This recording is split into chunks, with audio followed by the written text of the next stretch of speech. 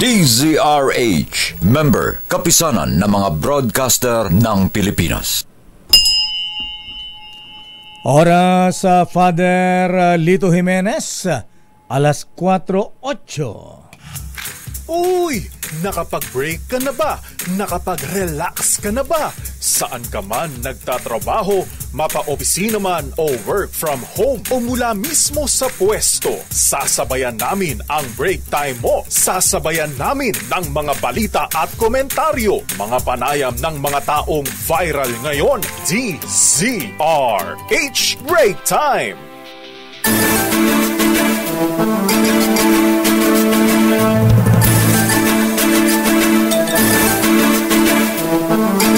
Magandang hapon, Pilipinas.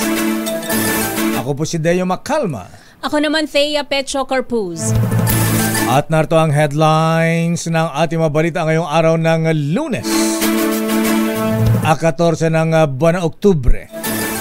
Oy, bisperas. Oh, lakay. Konti na lang. Santulog na lang. May pamasahe pa. Congressman Biyong Garing. At narito ang headlines ng ating mga balita.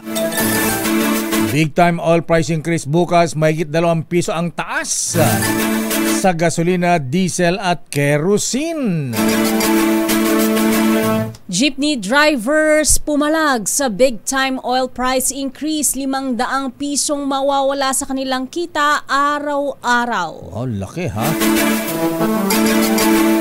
Samantala, dating Pangulong Digong Duterte iginit na padaluhin sa Kongreso para sagutin ang akusasyon sa kanya ni PCSO, dating PCSO General Manager Colonel Royina Garma. Royina Garma tinakot at pinilit umano para iturong utak sa EJK si dating Pangulong Duterte, ayon yan kay Attorney Panelo. Dating Senadora Laila de Lima, abay reanes bakan daw si Senator Bato de la Rosa, abay naghahanda na ng kaso laban kay Senator Bato. Pastor Quiboloy at kapwa akusado sa human trafficking gigisahin sa Senado sa October 23. Dating Health Secretary Francisco Duque III, inabsuelto na ombudsman sa kanyang kasong administratibo.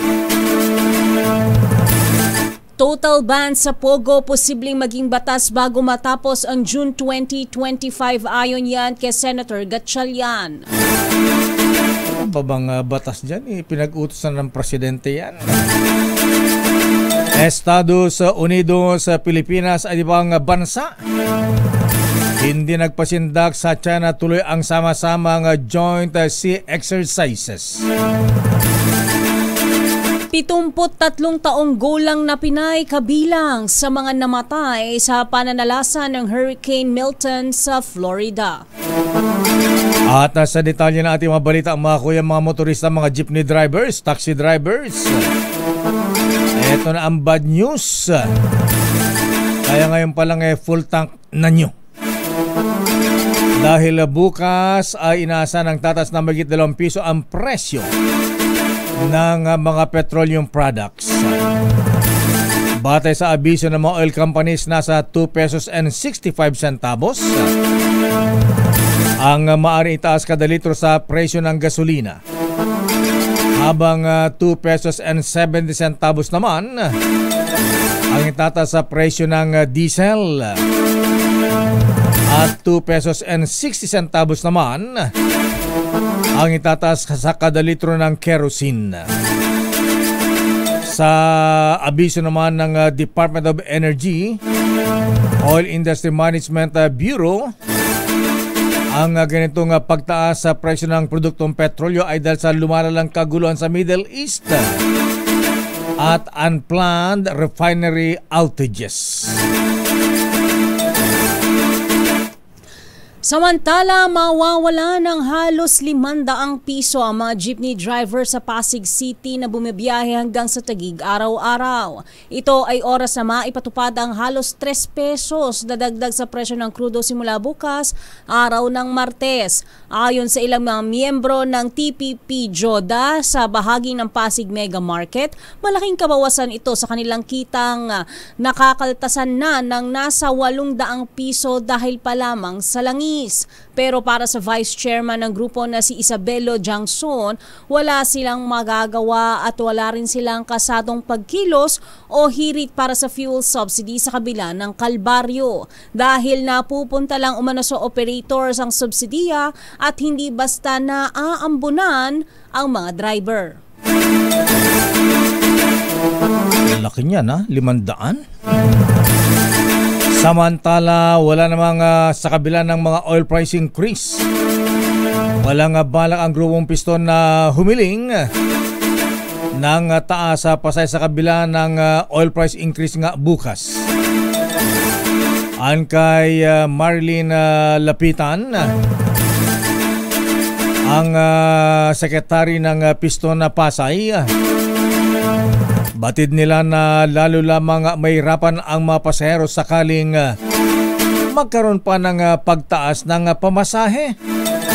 Lalo't mataas din ang presyo ng mga bilihin. Pero humihirit ang piston ng fuel subsidy mula sa pamahalaan para maibsan ang latay ng big time oil price increase. Sa mga jeepney drivers na uwi lamang umano sa krudo ang kakarampot nilang kinikita at talo pa sa malalang traffic. Pinaikot lang umano ng mga oil companies ang mga drivers dahil sa itinaas o itataas pa ng presyo ng petroleum products kasunod ng katiting na rollback. At ang paliwanag ng ilang mga jeepney drivers. Hirap ng pasada namin, halos napupunta lang ulat sa sa krudo, sa panggas namin. Dapat naman magbigay sila. Suggestion na lang namin, baka pwedeng sa oil subsidy na lang para sa mga driver. Kasi apektado rin ang commuter, isa rin akong commuter. Sa iba pang balita, dapat humarap sa hearing ng Quadcom ang mga sangkot di umano sa war on drugs na nagresulta sa extrajudicial killings ng nagdaang administrasyong Duterte na pinangalanan ni retired Police Colonel Royima Garma. Apela ito ng human rights lawyer Nery Colmenares nang binanggit ni Garma sa kanyang sinumpang affidavit na si dating Pangulong Rodrigo Duterte umano ang may pakana ng reward system sa PNP kaya nagresulta ang talamak na patayan. Bukod kay dating Pangulong Duterte, idinawit din ni Garma sina Senator Ronald Bato de la Rosa na noon ay hepe ng PNP at Senator Bongo na noon ay Special Assistant to the President. Umaapela si Colmenares na ipatawag sa hearing ang dating Pangulo maging sina de la Rosa at Go para malaman na ang katotohanan at magkaroon ng pag-asa mga pamilya ng biktima ng EJK na makamit ang hustisya sa nagpapatuloy na investigasyon dito ng Quadcom. Nanawagan din si Colmenares kay Pangulong Marcos at sa Department of Justice na i-turn over sa International Criminal Court ang affidavit ni Garma at Kerwin Espinosa para ganap ng makasuhan sa ICC sina Duterte at De La Rosa. Samantala, hindi naniniwala si Antipolo Congressman at Quad Committee Vice Chairman Romeo Acop na nagsasabi ng buong katotohanan si dating PCSO General Manager at dating Colonel Royina Garma. Sa panayam ng 2x2, sinabi ni Congressman Acop na nararamdaman niyang hindi pa kumpleto ang mga sinabi ni Garma tungkol sa extrajudicial killings nung administrasyon ng dating Pangulong Duterte. Matahandang idinawit ni Garma ang dating Pangulong Duterte na siya muna nag-utos sa ipinatupad ang Maladabaw model na war on drugs. Pero sabi ni Congressman Acop, naniniwala siya na sinabi ni Garma tungkol sa mga EJK na narinig na rin umano nito sa mga dating kasamahan sa Philippine National Police. Narito si Congressman Acop. Sa dami-dami ng mga taong umarap sa akin at hinarap ko nung ako yung nag-iimbestiga rin, alam ko naman na, hindi ba, kung narinig po ninyo, sabi ko, nabasa ka na rin lang naman, maligo ka na. Nagsabi ka na nga ng konti, tuloy mo na. Pero kayo po ba, kung personally, naniniwala kayo sa katotohanan ng mga sinabi ni Madam Garma? Naniniwala ako dahil noon pa man naniniwala na ako dahil sa mga sabi-sabi ng mga kasamahan ko sa kapulisan dati. Samantala, hindi naniniwala ang dating legal counsel ni dating Pangulong Rodrigo Duterte na si Attorney Salvador Salpanelo sa ibininyag ni dating PCSO General Manager Royina Garma. Kaugnay ito ng umano'y pagtawag ni dating Pangulong Duterte kay Garma noong May 2016 para magpatulong sa pagpapatupad ng umano'y Maladavao model na drug war sa buong bansa. Sa panayam ni Lakay Deo Macalma sa programang Damdaming Bayan, sinabi ni Panelo na mukha lamang tinakot at pinilit si Garma na sabihin ang kanyang salaysay sa pagdinig ng Quadcom. Narito naging pahayag ni Panelo. Ang tingin ko as a lawyer, this was craftily made by a lawyer para yung namimilit si Royina Garma na ituro si Presidente, siraan si Presidente, pinagbigyan niya, but at the same time, yung kanyang affidavit will never stand in court. Samantala, tinawag na sinungaling ni Senator Ronald Bato de la Rosa si self-confessed drug lord Kerwin Espinosa ng Leyte. Ito'y matapos ituro ni Espinosa ang senador na nag-utos para idiin sa drug war ng Duterte administration si dating Senadora Leila de Lima at businessman Peter Lim. Sa panayam ng Damdaming Bayan, sinabi ni Senator Bato na si Kerwin ang nagsabi sa kanya na ang source nito ng droga ay si Peter Lim at General Vicente Lot, kaya hindi totoo ang paratang nito. Narito si Senator Bato de la Rosa. Napakasinungaling na tao yan, napakasinungaling na sobra. Siya ang nagbulunta ng impormasyon na yan. Hindi mo tinakot. Hindi ko tinakot. Siya nagbulunter kay sinabi niya ba, anong idea ko about Peter Lim, hindi ko magkilala yan. Tapos yung loob, bakit ko idadawit? Kapwa ko PMA yan Pero honest tayo, totoo sinabi niya. So, yun. Pinalabas niya yung informasyon yan. So, tinanggap natin. Sinabi pa ni Senator Bato na ang Department of Justice at NBI ang may hawak sa kaso ni dating Senadora Leila de Lima at hindi ang Philippine National Police na dati niyang pinamunuan. Narito muli si Senator Bato de la Rosa. Anong kinalaman ko sa kaso ni de Lima? Bakit ko siya tuturuan na idawit si de Lima? Wala man akong concern sa kaso ni de Lima dahil hindi man ang PNP ang nag-case build up at nag-file ng kaso laban kay de Lima. Direct yung DOJ. DOJ and BI ang nagtrabaho noon, hindi kami sa PNP. So bakit ko siya tipresyuri na magsabi about de Lima? Kaugnay ng balitang yan, dahil di umano sa utang na loob at paghihiganti kaya bumaligtad si self-confessed drug lord Kerwin Espinosa. Sa panayam sa programang Damdaming Bayan nila kay Deo Macalma at Elaine Apit, sinabi ni Senator na malaking drug lord si Espinosa. Kaya ang tanong, sino ang nag-asikaso para madismiss ang kaso nito? Sa tingin ni De La Rosa, dahil sa mga taong tumulong na madismiss ang kaso ni Espinosa, kaya ito nag-iba ng statement. Anya, maaaring nagagamit si Kerwin para sa demolition job kontra sa dating administrasyon at posibleng naghihiganti rin ito sa mga Duterte at mga kaalyado nito dahil sa kanyang pagkakakulong. Narito ang pahayag ni Bato. Napakalaking drug lord ng number one enemy of the state yung drug lord na yan. Bakit na-dismiss ang kaso? At bakit na-dismiss itong panahon na ni President Marcos, hindi panahon Duterte? Paano siya ngayon paano siya maging sitwasyon ngayon? Nagkakaroon siya ng utang na loob sa mga tao na nagpa-dismiss ng kanyang kaso. So kung siya ay gagamitin laban sa mga Duterte, ay by all means, gagawin niya yan. Yan ang utang na loob niya yun. Utang na loob niya. Ngayon, gagamitin siya ng mga tao ng administrasyon para i-demolish ang Duterte at mga kalyado ng Duterte. Matatandaang itinuro ni Espinosa si Senator Bato de la Rosa na nag-utos sa kanya para umano idiin si former Senator Leila de Lima at businessman Peter Lim sa illegal drug trade. Babalikan natin ilang pang detalye ng ating mga balita. Dating Senadora Leila de Lima abay reresbak. Kakasuhan si Senator Bato de la Rosa. Pastor Apollo Kibuloy at ilang pang kapwa-akusado sa human trafficking iimbestigahan sa Senado sa October 23. Dating Health Secretary Francisco Duque III inabsuelto naman na ombudsman sa kasong administratibo.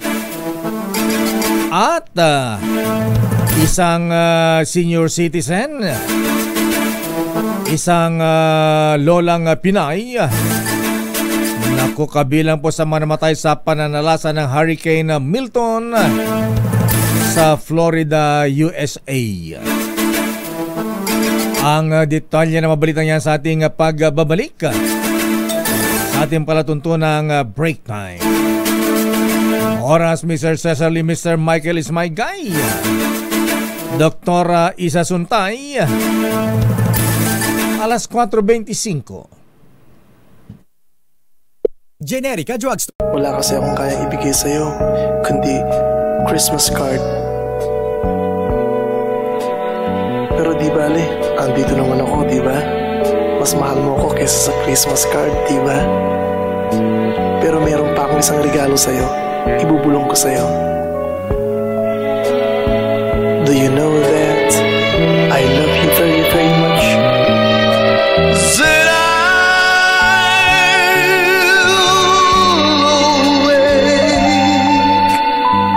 awake on Christmas morning and find stockings filled with you.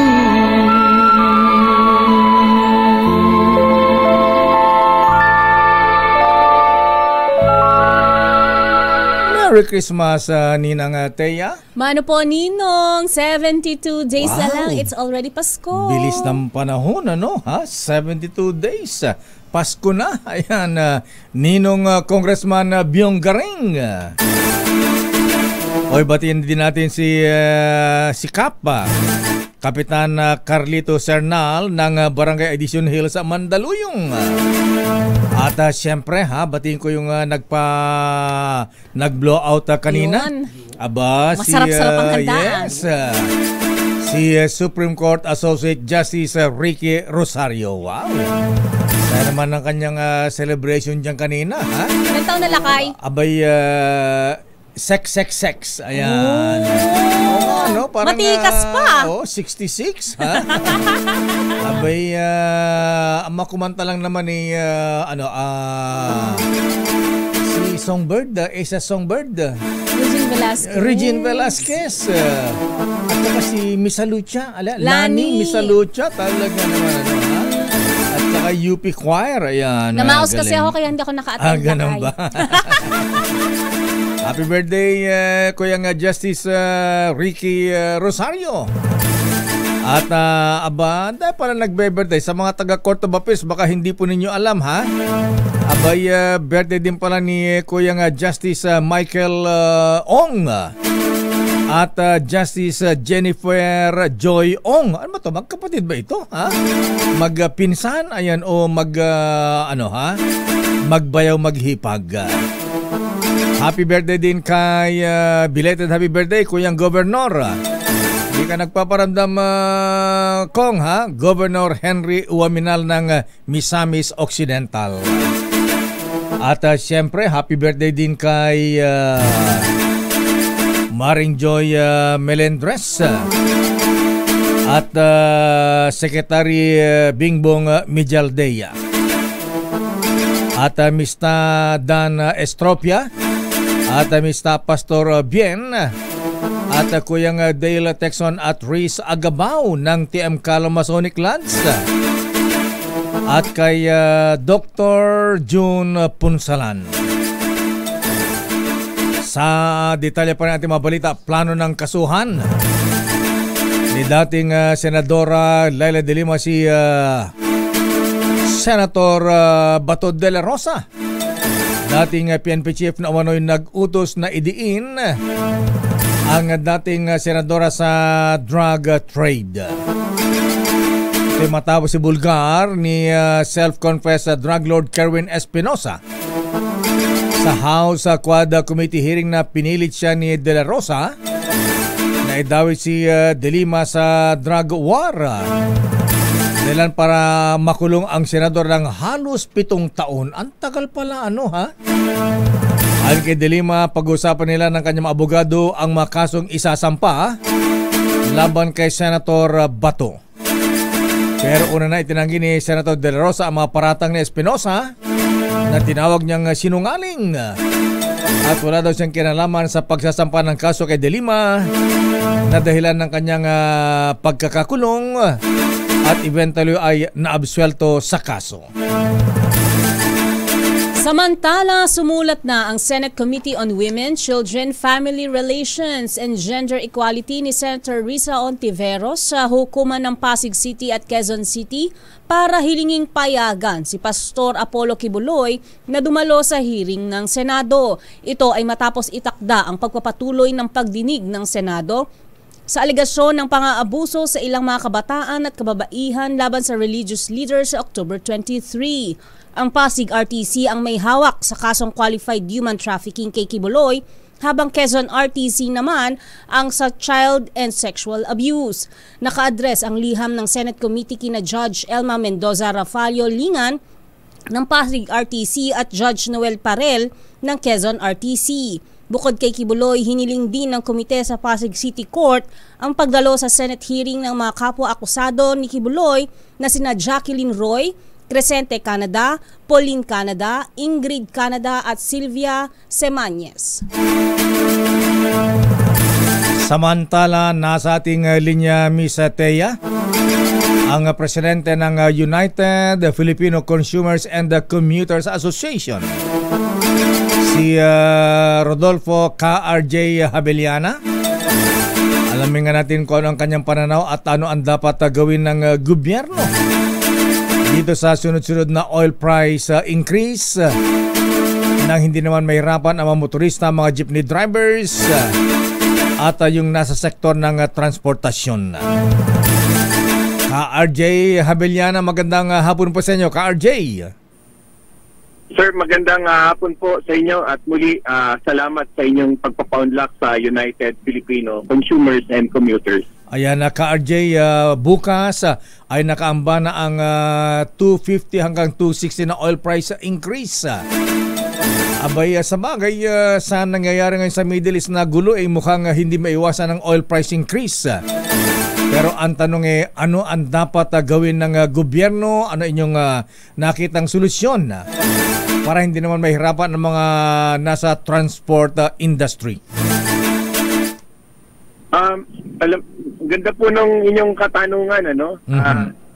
Ang nangyayari kasi sa tuwing nagkakaroon ng mga paggalaw sa presyo ng petrolyo, lagi na lang tayo naghahanap ng mga solusyon, samantalang matagal na namang dapat gawan talaga ng solusyon. May gera dyan sa Middle East o wala. Ang panukala po ng United Filipino Consumers and Commuters sa ating pamahalaan, number 1, ay suspindihin niya na muna yung tinatawag na tax reform for acceleration and inclusion, particular po doon sa tinatawag nating petroleum excise tax, no? Dahil sa ilalim ng train law, meron pong dagdag na 9 pesos na excise tax kada ating pakarga. Ano po?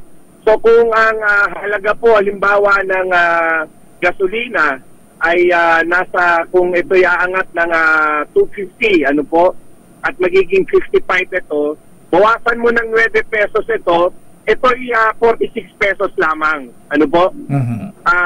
Lumalaki siya dahil meron siyang excise tax. Ganyan din po sa diesel. Meron pong 6 na piso. At ganyan din naman po sa tinatawag nating gas. Meron naman mga piso. So parang malaki na po talagang priority ng ating gobyerno na huwag mahirapan ang mga consumers, commuters, ang general public. Ano po? Diyan pa lang sa train law, isuspend na muna yan ngayong panahon ng ganitong pagsirit ng presyo ng petrolyo. Ano po? Ikalawa, ang pwedeng magawa ng ating gobyerno rito ay kinakailangan po for advance yung pagpaplano ng gobyerno. Dapat po meron sariling stockpile ang ating gobyerno na hindi lang tayo umaasa doon sa kumpanya ng mga oligarko na may control nitong mga tinatawag nating petroleum products. Ano po? Alam naman natin na ang karamihan yan talagang iilang mga oligarko lamang. At ang ginagawa nila ay pinapasa lang naman ito sa ating mga consumers, commuters, sa mga motorista, sa general po, whatever increases. They don't care about us. Hindi nila tinitingnan yung ating kapakanan dyan. So, papasok talaga yung ating gobyerno para sa issue ng public interest. At po, sir and ma'am, ganito po, no? Dapat tignan na talaga yung sinasabing oil deregulation law na batas. Dahil nung binigay natin ito, naging deregulated ito, ipinaubaya na lang natin sa dikta ng pandaigdigang merkado para tayong ginagawa na mabilis na pa ng sarili nating mga mapagkukunan ng petrolyo kahit dito sa Pilipinas. Ano po? Dapat yan, pinapast track yan para hindi ho tayo sa tuwing merong paparating na banta ng krisis, lagi po tayong nakabuntot na lamang. Ano po? At sasabihin natin walang magagawa. Pero meron naman pong mga magagawa ang ating gobyerno para proteksyonan ang interes ng publiko. Anong mas doable? Ano ang mas madaling gawin ng gobyerno ka-RJ? Yung bawasan kaagad ang tax under the train law sa petroleum products o yung pagbabalik ng Oil Price Stabilization Fund, OPSF? Yung Oil Stabilization Fund po kasi, nakita naman yan dun sa tatay ni Pangulong Bongbong Marcos. Ginawa niya yan eh. Pero hindi yan agad na may papatupad kasi kukolektahin pa yan. Ano po? Ang pinaka-immediate po, yung 12% value-added tax sa petrolyo at itong tinatawag nating tax reform for acceleration and inclusion sa excise tax sa petrolyo. Yung dalawa na yan, yung 9 pesos, 6 pesos at 3 piso plus yung 12% sa total bill ng motorista. Ano po? Malaking magagawa niyan para makusyon yung impact at hindi siya maging tinatawag nating inflationary. Alam naman po natin na kapag gumalaw po halos lahat po ay gumagalaw at nagtataasan. At idagdag pa natin, itong darating October 15, dito sa NLEX connector nila, nagsabi na rin sila magtataas. Napakalaki po niyan, mula sa 29 pesos to 100 plus pesos. Ano po? Sobrang laki po niyan. So, magkakasabay-sabay po yung itong mga pagtaas na ito. At sinasabi na rin mismo ng Department of Energy, ang projection nila, hindi lang ngayong week na tataas ang halaga ng petrolyo. Malaki ang posibilidad na magtuloy-tuloy ito sa mga susunod na linggo. So, panahon na siguro para ang ating gobyerno ay tignan yung ating saligang batas dahil may nakalagay naman sa ating saligang batas sa panahon ng pambansang pangangailangan at pambansang kagipitan, maaari na i-take over ng ating gobyerno yung mga crucial industries para proteksyonan ang publiko. Pwede niyang i-invoke yan. Ano po? Yung artikulo na yan sa ating National Economy and Patrimony, particular po yung Section 17 at 18, para maproteksyonan niya ang general public. Ano po? Hindi yung isang bloke ng interest lamang yung kanilang mapoproteksyonan. Okay, Ka-RJ, maraming salamat sa paliwanag sa inyong mungkahi. Sana ito'y mapahinggan ng ating pamahalaan. Thank you and good afternoon. Mabuhay po ang DCRH. Maraming salamat po. Mabuhay po kayo, Ginoong Rodolfo Ka-RJ Habeliana, ang presidente ng United Filipino Consumers and Commuters. Balikan natin ang detalye at mga balita na iniwari si Senator Sherwin Gatchalian na mapipirma ng Pangulong Bongbong Marcos ang panukalang batas para sa total ban sa Pogo bago matapos ang 19th Congress sa June 2025. Tagal pa. Iwala si Gatchalian na may oras pa upang maaprubahan ang panukala bago magsara ang kasalukuyang Kongreso sa susunod na taon. Pananaw ng Senador, simple lamang ang panukala dahil naaayon naman ito sa kautusan ng Pangulong Marcos na tuluyan ng ipagbawal ang lahat ng Pogo bago sumapit ang December 31, 2024. Sa bahagi ng Senado ay nakatakda ng magpulong ang binuong Technical Working Group ng Senate Committee on Ways and Means sa Huwebes upang gawing pulido ang batas, ang Anti-Pogo Bill. Samantala, tinanggap na ni Pangulong Ferdinand Bongbong Marcos Jr. ang pagbibitiw sa pwesto ng opisyal ng NAPOLCOM na isinasangkot sa pagpatay sa isang board secretary ng PCSO noong 2020. Ito ang kinumpirma ni Presidential Communications Office Secretary Cesar Chavez. Ayon sa opisyal, pinirmahan ni Executive Secretary Lucas Bersamin ang resignation letter ni NAPOLCOM Commissioner Edilberto Leonardo. Ginawa ni Leonardo ang pagbibitiw sa harap ng pagkakadawit ng kanyang pangalan sa pagpaslang kay dating PCSO Board Secretary Wesley Barayuga. Ang pangalan ng opisyal ay lumutang sa pagdinig ng House Quad Committee tungkol sa war on drugs at iba pang kontrobersyal na krimen na nangyari noong nakalipas na Duterte administration. Samantala, hatawin natin ang mga reports. Unahin natin ang report mula sa Malacanang. Pangulong Bongbong Marcos ipinaubay na sa International Criminal Court ang mga testimonya sa Quad Committee ng Kamara de Representantes. Arrest number 14, Let Narciso, please come in. Miss Let. Lakay Mistea na nanatili ang posisyon ng Pilipinas o sa pinang International Criminal Court.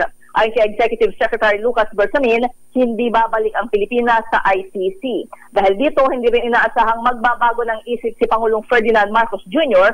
at ipinauubaya na sa ICC ang usapin sa Quad Committee ng Kamara. Reaksyon ito ng palasyo sa panghihimok ng National Union of People's Lawyers sa Pangulo na isumite sa ICC ang testimonya ni dating PCSO General Manager Royina Garma sa Quadcom. Git ni Attorney Chrissy Conti ng NUPL, dapat malaman ng ICC ang mga impormasyong may kaugnayan sa war on drugs para maisama sa case build-up ng prosekusyon sa crimes against humanity na ginawa sa bansa.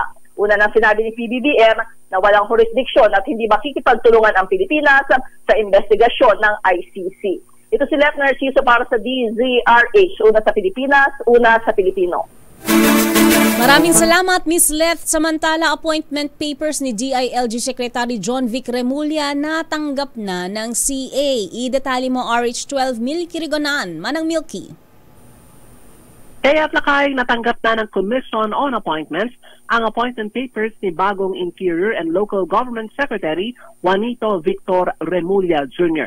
Ayon kay Surigao del Sur Representative Johnny Pimentel, Assistant Minority Leader ng Commission on Appointments, ngayon hindi matatalakay ng CA ang appointment ni Remulla dahil nakabreak ang sesyon ng Kongreso. Sabi ni Remulla, natanggap ng CA ang appointment papers na Remulla noong October 9. Isang araw matapos italaga ni Pangulong Bongbong Marcos noong October 8. Pinalitan ni Remulla si Benjamin Abalos Jr. na nag-resign para naman kumandidatong senador sa midterm elections. Samantala, sinabi ni Pimentel na tanggap na rin ng CA ang appointment papers ni Maria Cristina Aldeguer Roque bilang bagong kalihim naman ng Department of Trade and Industry. Pinalitan ni Roque sa DTI si Alfredo Pascual na nagdesisyon na bumalik sa pribadong sektor. Ako si Neil Criguna, nagulat para sa DCRH, una sa Pilipinas, una sa Pilipino. Maraming salamat, tama ng Mil Crigunan mula sa Kongreso.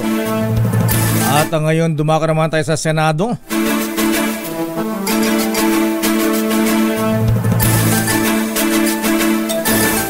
Nasaan yung reward system sa war on drugs? Itinanggi ni Senator Christopher Bongo. Ang detalye mula naman kay Aris number 28, Raymond Adpaas. Please come in, Raymond. Mayor Maring itinanggi ni Senador Christopher Bongo na may pinairal na reward system sa war on drugs sa panahon ni dating Pangulong Rodrigo Duterte. Sa panayan ng Senate media, sinabi ni Go na baseless ang accusation dahil unang-una wala itong kinalaman sa operasyon ng PNP. Sa hearing ng Quad Committee ng Kamara de Representantes, isiniwalat ni dating PCSO General Manager Royina Garma na may pinairal na reward system sa war on drugs mula 20,000 pesos hanggang 1 milyong piso, depende kung sino ang drug suspect na napatay. Taong 2018 nag-resign na umano ito bilang Special Assistant to the President dahil nag-hire na siya ng kanyang candidacy para sa eleksyon noong 2019. Giit ng senador, tinupad lang ni dating Pangulong Duterte ang kanyang pangako kaya't nagpatupad ng mahigpit na kampanya laban sa illegal drugs.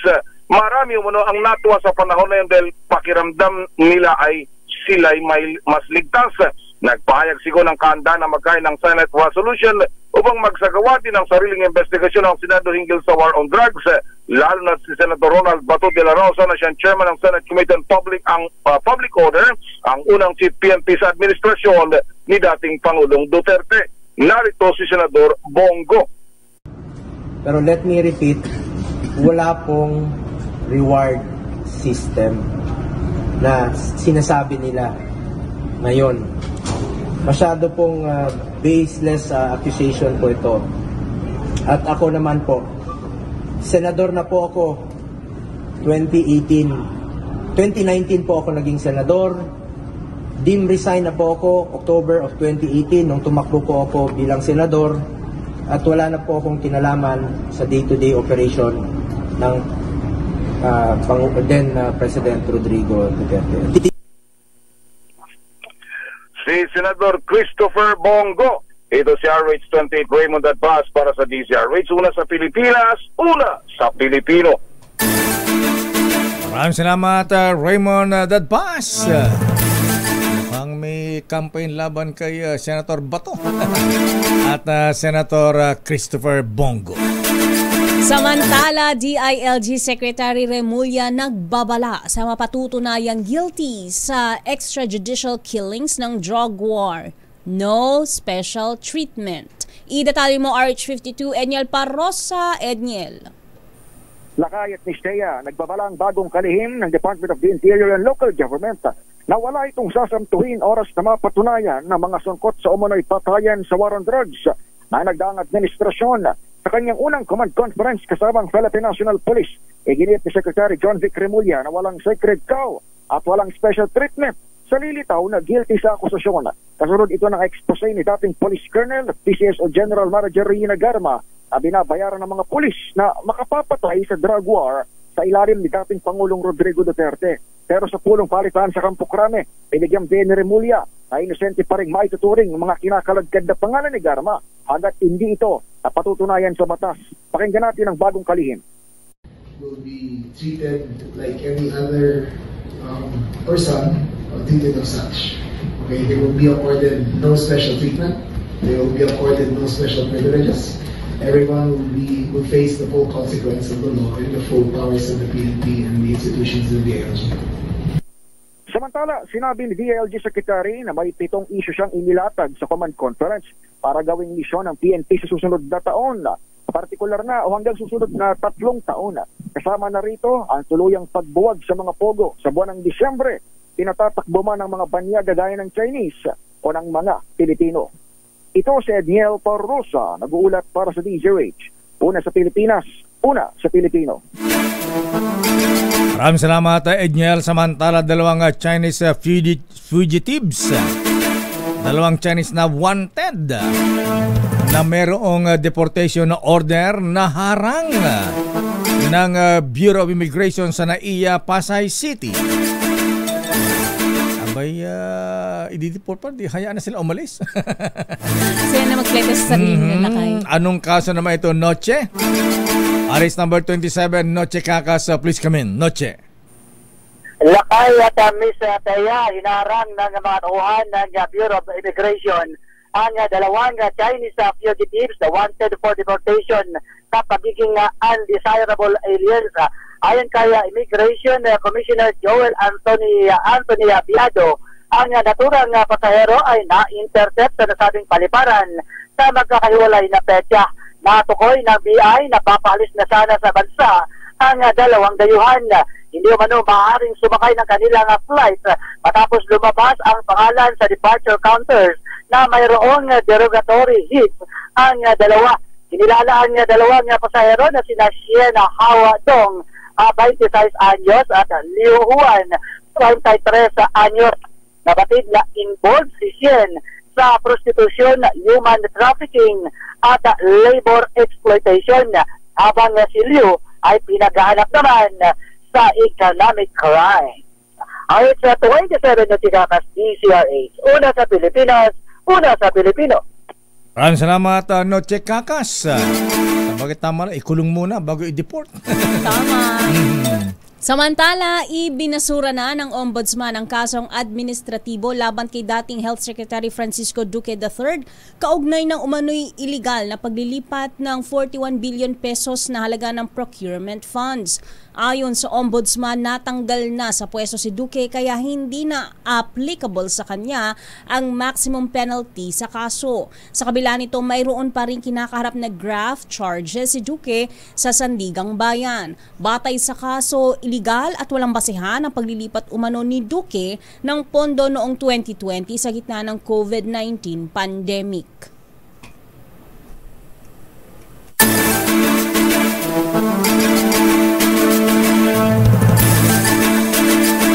Samantala, kinasuhan si Congressman Wilbert Lina ng agaw ng mikropono, Mistea. Kinasuhan ang dalawang congresswomen.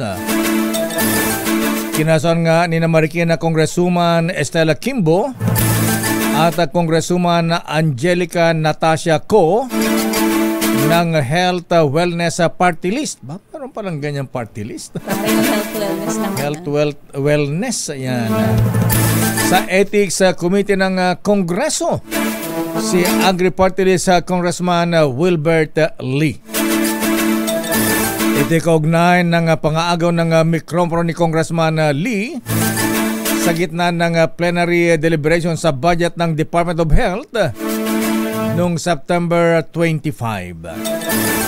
Ayon kay Kimbo, hindi dapat nangyari at ginagawa sa mga lugar ng trabaho ang inasal ni Congressman Wilbert Lee na malinaw manong uri ng intimidation. Pero paliwanag naman ni Congressman Wilbert Lee, iginagalang niya ang karapatan ng kapwa niya mambabatas at hinintay na lamang niya ang opisyal na kopya para makatugon sa isinampang reklamo sa Ethics Committee ng Kamara. Samantala, 145 kaso ng leptospirosis ang naitala sa Region 1 kung saan 24 dito ay namatay. Ayon sa Center for Health Development ng rehiyon, ang bilang ng mga kaso ay nagsimulang tumaas matapos ang mga pag-ulan na sanhi ng pagbaha. Sa record, ang Pangasinan ang may pinakamaraming kaso na may 52 na sinundan ng La Union na may 47. Sa Tagupan City na may 19, Ilocos Sur na may 14 at Ilocos Norte na may 13. Habang sa Pangasinan, Dagupan at sa La Union ay nakapagtala ng 7 pagkamatay. Ang Ilocos Sur ay nagtala ng 2 habang ang Ilocos Norte ay nagtala naman ng 1. Samantala, kinumpis ka naman ng mga otoridad ang mga ecstasy. Wow! Ecstasy, extano. Mga ecstasy tablets na nagkakalaga ng 8 million pesos sa mga kahon ng coffee beans. Wow, hinalo sa kape. Ayon sa Bureau of Customs, ito ay nasabat sa Port of Clark sa Angeles City, Pampanga. At ito ay nanggaling pa sa bansang Netherlands. Ayon sa Customs, ang 4,891 na tableta ng ecstasy. Ganda ng kulay lakan. Oo nga. Lavender and pink. O party drugs ay inihalo sa butil ng kape. Sa isinagawang pagsusuri sa kargamento, nakita ang isang kahon ng espresso capsules at 3 kahon ng coffee beans. Habang ang mga tableta ecstasy ay nakatago sa mga butil ng kape sa loob ng 3 kahon. Naglabas na ng warrant of seizure at detention laban sa shipment dahil sa paglabag sa Customs and Tariff Act at Comprehensive Dangerous Drugs Act of 2002. Yan tanong, sinong consignee niyan? Sinong may-ari niyan? Dapat habulin at kasuhan din. Samantala, magpapatuloy ang joint sea exercises ng Philippine Navy, Amerika at iba pang kaalyadong bansa sa kabila ng pagpapatrolya ng China malapit sa Taiwan. Ayon kay Navy spokesperson Commander John Percy Alcos, susundin ang itinakdang schedule ng exercise sama-sama na isinasagawa sa Northern Luzon at tatagal hanggang sa October 17. Layon umano nitong tutukan ng interoperability training at humanitarian and disaster response sa mga kalahok sa bansa. Kasama ng Pilipinas at US ang Australia, Japan, Canada habang nagsisilbi namang observer ang United Kingdom. Samantala, malungkot na balita, meron palang lolang Pinay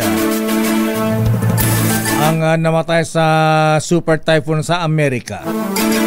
Isang 73 years old na lola ang kabilang sa mga namatay sa Hurricane Milton sa Tampa, Florida. Kinilala ang Pinay na si Luisa Santos, operator sa Oakland Manor Assisted Living, isang facility na nangalaga sa mga senior citizens. Ang Pinay na lola ay nabagsakan ng malaking puno habang tumutulong sa paglilinis matapos manalasa ang super typhoon. Ang pagkamatay ni Lola Luisa Santos ay kinumpirma naman ng Philippine Embassy sa Washington, D.C. Awanin. At yan na mahabigan ng kabuuan nating palatuntunang break time.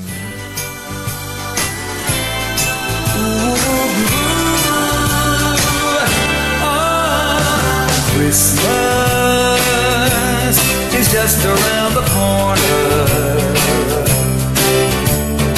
Christmas. At yan ang kabaran ni palatuntunan ng break time. Ako po si Deo Macalma. Ako naman, Thea Petro Corpuz.